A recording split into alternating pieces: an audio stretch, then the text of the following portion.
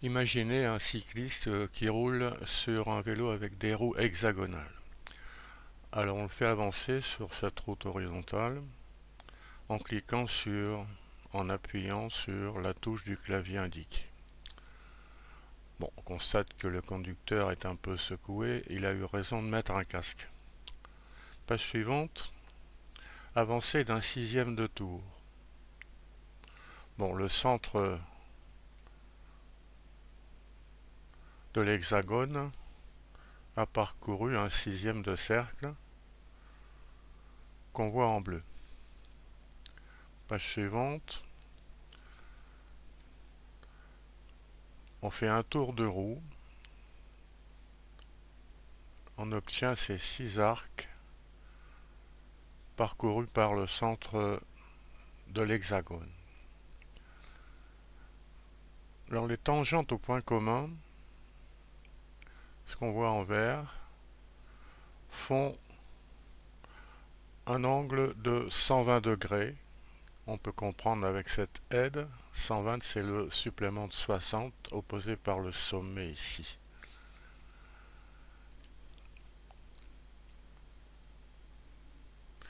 Alors on écrit donc 120 pour accéder à la page suivante.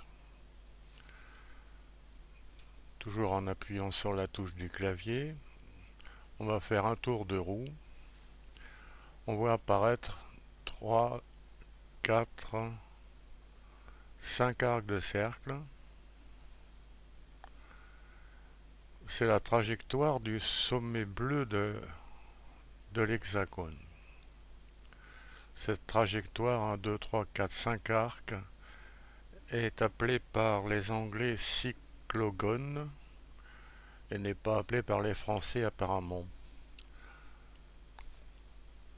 Page suivante. Alors on détaille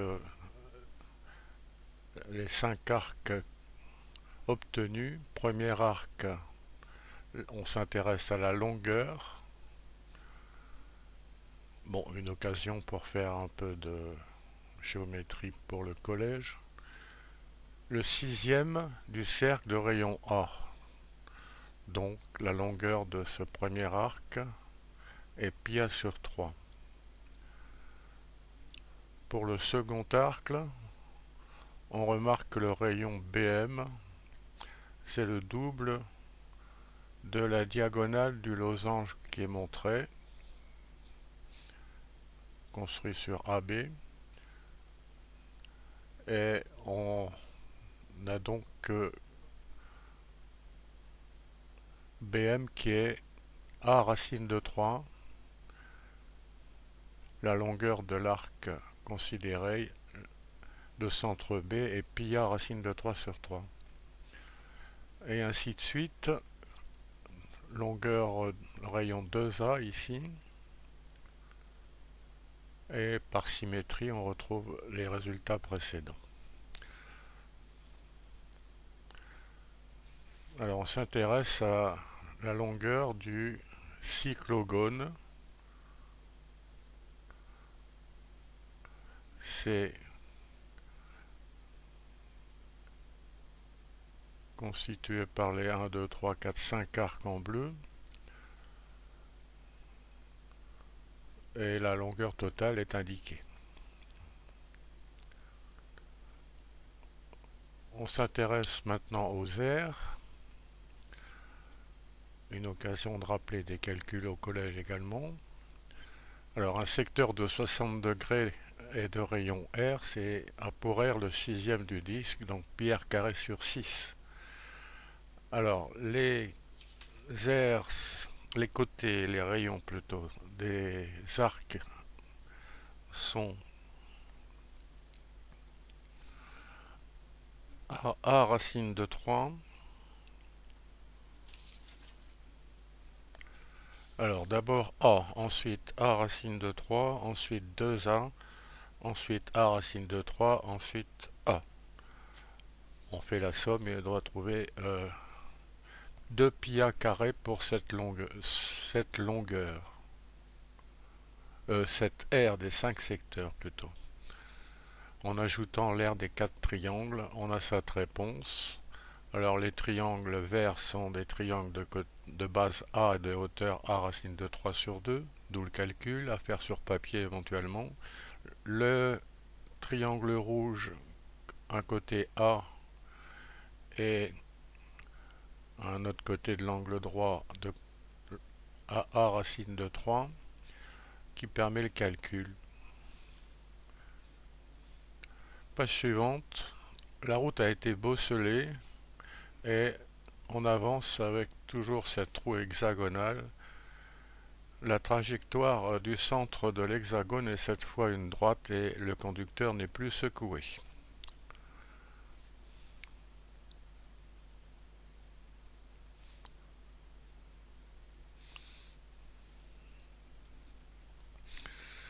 Alors la bosse qui est dessinée, c'est une courbe mathématique qu'on appelle une chaînette, dont la longueur doit être celle du côté de l'hexagone et telle que les tangentes en un point commun font un angle de 120 degrés comme on a vu. Alors comment la tracer? Bien voilà une approche abordable au collège. On considère deux positions voisines de centre O et O' de l'hexagone.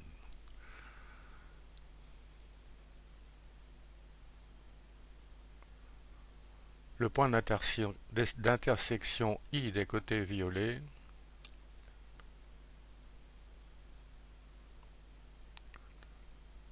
se trouve sur la médiatrice de OO'.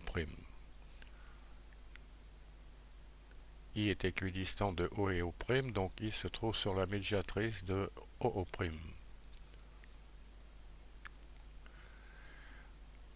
Alors si OO' est assez petit, déplacement petit, le segment AI, est voisin d'une portion de la courbe à tracer. C'est cette idée qui est utilisée pour un tracé approximatif. Alors on a tourné d'un petit angle, encore, à chaque fois on obtient un point I qui est voisin de la trajectoire cherchée. Voilà actuellement les points trouvés.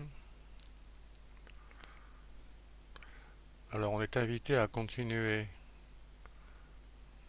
en utilisant des boutons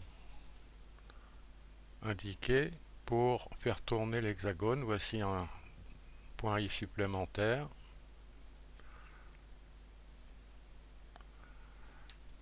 Et encore un.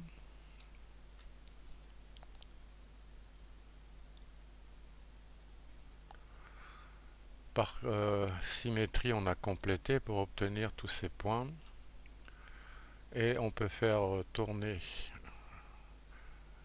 l'hexagone sans glisser sur cette bosse qui est une approximation d'une courbe qui s'appelle donc chaînette et qu'on rencontre dans un peu partout, les fils électriques, la chaînette accrochée au cou d'une dame. Alors pour les amateurs, l'étude de la chaînette est proposée ailleurs dans cette chaîne YouTube qui cherche des abonnés.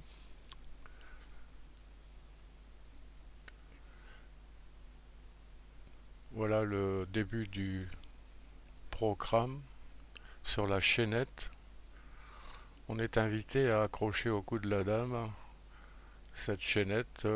Donc il faut choisir des coefficients qui conviennent.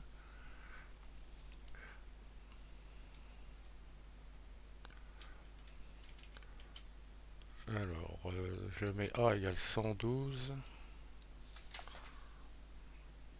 et D plutôt.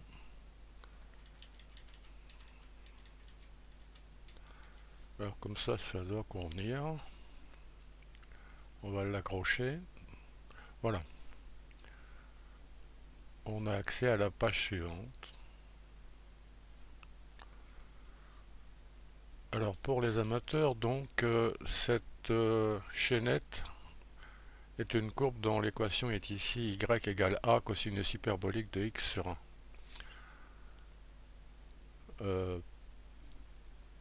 Une remarque pour terminer, cette chaînette est voisine d'une parabole. On a confondu d'ailleurs les deux courbes jusqu'au XVIIe siècle. Bon, cette étude est à compléter pour ceux qui veulent. Pour revenir à notre roue hexagonale, voici la page de départ. Le programme en flash interactif qui a servi pour cette vidéo peut être obtenu en cliquant sur le lien qui est sous cette vidéo.